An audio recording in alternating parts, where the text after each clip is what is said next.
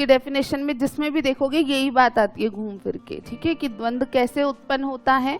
कोई दो ऐसी परिस्थितियां जो इक्वली या तो आपके लिए इम्पॉर्टेंट है, यानी आपको दोनों एक जितनी पसंद है उनमें से एक का चुनाव करना हो, या कभी कभी ऐसी स्थितियों का सामना करना जो दोनों ही आपको पसंद नहीं है या दोनों ही आप उनको पूरा करना नहीं चाहते हैं या उस काम को करना नहीं चाहते, लेकिन स्थिति ये है कि उन दोनों में से एक तो आपको करना ही होगा।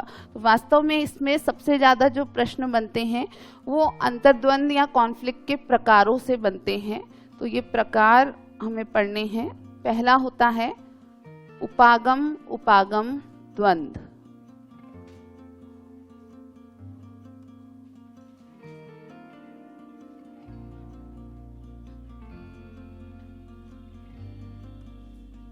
Approach approach conflict.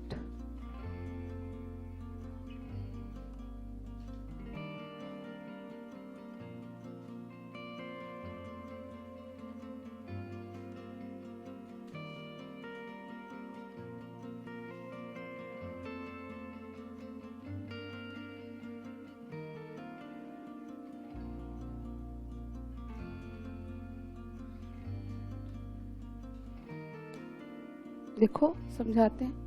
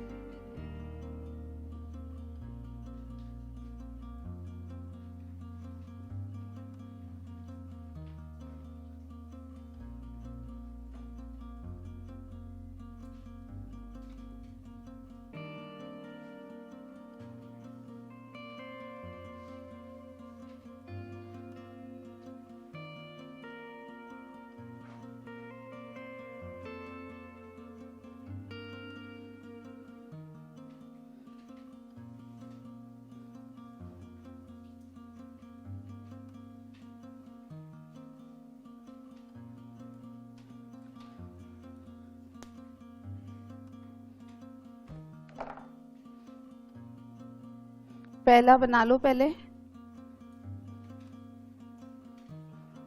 दूसरा रुक जाओ, फिर तुम बोलोगे उसमें कुछ लिखाओ, इसलिए ठीक है। बना लिया तो कोई बात नहीं, फिर नीचे लिखना।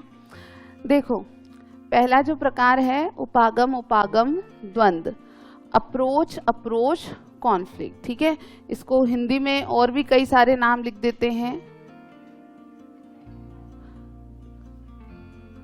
ग्राह्य ग्राह्य लिख देते हैं, ठीक है, और भी कुछ भी लिख देंगे जो पसंद वाला शब्द हो ना, वो कुछ भी जोड़ देंगे। इसलिए अपने को असल में याद क्या रखना है, अप्रोच अप्रोच कॉन्फ्लिक्ट, ठीक है। यहाँ जो रिप्रेजेंटेशन है उसको समझो, ये बीच में पर्सन है, आदमी है, ठीक है। अब इस पर्सन के सामने दो ऑप्शंस हैं, दो विकल्प हैं, ठीक है, लेकिन दोनों पॉजिटिव हैं। यहाँ भी प्लस लगाया हमने सिंबल, यहाँ भी प्लस लगाया है, और ये मान के चलो दोनों इक्वली पॉजिटिव हैं, यानी इसको ये भी इतना ही पसंद है जितना इसको ये पसंद है, ठीक है। तो समस्या बड़ी गहन हो जाती है कि इक्वल लाइकिंग है उस पर्सन की, अब इसको चुने या इसको चुने, ठीक है।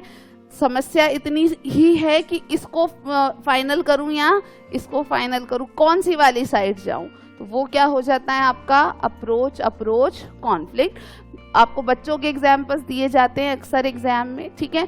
तो एक सिंपल सा दे दिया कि भाई एक बच्चे को आप मान लो कि उसको कहा जाए कि आपको आइसक्रीम खानी है या चॉकलेट खानी है। अब कोई बच्चे को दोनों ही पसंद है, ठीक है, उसको उतनी आइसक्रीम पसंद है जितनी उसको चॉकलेट पसंद है, तो वो सोचेगा ice cream chocolate ice cream chocolate chocolate ice cream ice cream chocolate. वो क्या हो रहा है, उसमें कौन सा द्वंद्व है, उपागम उपागम द्वंद्व। पर यहाँ ज्यादा कष्ट होता नहीं है, क्योंकि दोनों तरफ अल्टीमेटली तो क्या है, फायदा ही है ना, कुछ तो मिलेगा, ठीक है। तो वहां इसके समाधान में अक्सर व्यक्ति को बहुत ज्यादा कठिनता नहीं होती है, क्योंकि दोनों में से एक उसे चुनना है और दोनों उसको इक्वली पसंद होती है, लेकिन उतनी पीड़ा नहीं होती है कि भाई हाय दैया अब क्या करूं मैं, ठीक है। तो अल्टीमेटली एक को वो चुन लेता है। तो जो प्रेजेंटेशन है उससे ही समझ लेना है कि दो लक्ष्य या दो विकल्प उपलब्ध हैं और दोनों विकल्प व्यक्ति के लिए उतने ही पसंदीदा हैं। ज्यादा पसंद वाला होगा तो आसान, जिसको मान लो पसंद ही चॉकलेट है, उसको आइसक्रीम पसंद नहीं है, आप जो आइसक्रीम दे रहे हो उसको पसंद ही नहीं है, तो वो सीधे सीधे चुन लेगा चॉकलेट। लेकिन दो ऐसी चीजें प्रेजेंट की गई जो उसको इक्वली पसंद है या दोनों की इक्वल इम्पोर्टेंस है। मान लो हम एक बहुत उसकी स्थिति लेके जाते हैं, एक्सट्रीम सिचुएशन जिसको कहते हैं, कि एक बच्चे के माता पिता अलग हो रहे हैं, ठीक है। अब दोनों अलग हो रहे हैं, बच्चे को दोनों से उतना ही प्यार है, ठीक है। अब कोर्ट में उससे पूछा जाए कि आप अपनी माँ के साथ रहना पसंद करोगे या अपने पिता के साथ, तब कौन सा कॉन्फ्लिक्ट होगा? उपागम उपागम द्वंद। अब ऐसी स्थिति में इमोशनल जो वो है वो बहुत ज्यादा होगा, क्योंकि उसको एक का लॉस तो सहना पड़ेगा, एक के साथ ही जाएगा वो, तो जिसके साथ जाएगा उसका ठीक है, लेकिन दूसरे पेरेंट का लॉस उसको सहना पड़ता है। तो वहां जब बच्चा चुनाव करेगा तो वो किस द्वंद का सामना कर रहा है? उपागम उपागम द्वंद का, ठीक है। अब यहाँ अगर हम बात करें परिहार परिहार द्वंद, हिंदी में इसको एक और तो नाम मैं बता देती हूँ, बाकी और भी कुछ लिख सकते हैं। त्याज्य त्याज्य द्वंद, त्यागना के लिए त्याज्य शब्द होता है, ठीक है। तो व्यक्ति बीच में फंसा हुआ है, दो ऐसे काम उसे दिए गए हैं या दो ऐसी चीज दी गई है जिसमें से उसे ना तो ये पसंद है ना ही ये पसंद है, या हम कहें कि वो ना तो ये करना चाहता है ना ही ये करना चाहता है, ठीक है। तब जिस द्वंद का सामना करेगा, दोनों को ही त्यागना चाहता है वो, तो दोनों के ही आसपास नहीं भटकना चाहता वो, तो दोनों ही खराब हैं उसके लिए, तो लेकिन उसको मजबूर किया जा रहा है, उसकी स्थिति ऐसे कि दोनों में से एक तो चुनना ही पड़ेगा। कहते हैं ना इधर कुआ उधर खाई, कहाँ जाके गिरू भाई, आगे मैं बता देती हूँ, ठीक है। दोनों तरफ उसके एक साइड कुआ है एक साइड खाई है, तो और दोनों में से गिरना भी पड़ेगा कहीं, तो भाई दोनों में से कहाँ जाके गिरूँ ये सामना करना पड़ता है। तो सिंपल सी बात है, परिहार परिहार द्वंद जो होता है ये काफी ज्यादा मुश्किल होता है, क्योंकि दोनों ही स्थितियां व्यक्ति की नापसंद वाली हैं, लेकिन स्थिति ऐसी है कि इन दोनों में से उसे एक का चुनाव करना ही पड़ता है, ठीक है। जैसे बच्चे को आपने कह दिया, कोई काम दे दिया कि भाई या तो तेरे रूम का सेटिंग कर ले, ये तेरी किताबें विताबें सब फैली पड़ी है, नहीं पसंद उसको, ठीक है, या फिर फटाफट से तू जो है दादी के जाकर के पाँव दबा दे, उसको दोनों काम पसंद नहीं है। लेकिन आपका ऑर्डर है, आप अथॉरिटी हो, उसे पता है भाई बच के नहीं जा सकता, आपने दो ऑप्शन दिए तो दोनों में से उसको एक तो करना ही पड़ेगा। तो वो कौन से द्वंद का सामना होगा?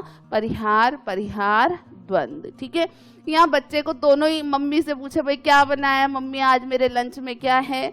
बोले एक तो करेले की सब्जी बनाई है, एक बनाई है मान लो किसकी, बोले पालक की बनाई है, ठीक है। बच्चों को कम पसंद होती है तो उसको दोनों ही नहीं पसंद है। बोले दोनों में से बता बेटा टिफिन में कौन सी डालूं?